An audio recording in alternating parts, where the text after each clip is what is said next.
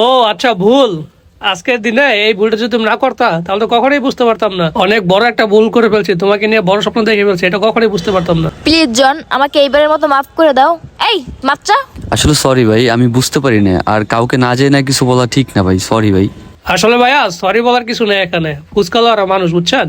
আর আজকে ফুচকালার মামা নামাজে গেছে, আর এই সুযোগে আবার যে অপমান করছেন, আর এই অপমান তো আমি কখনোই ভুলতে পারবো না বুঝছেন। আর সাথে শোনো, তোমার একটা কথা বলি, কাউকে ভালোবাসতে হলে তাকে মন থেকেই ভালোবাসো, তার অর্থ সম্পদ দেখে না, বুঝছো। আর আজকের এই দিনটা আমার জন্য ভালোই ছিল, কারণ তোমার এই অহংকারী ফেসটা না দেখতে পারতাম না তা না হলে।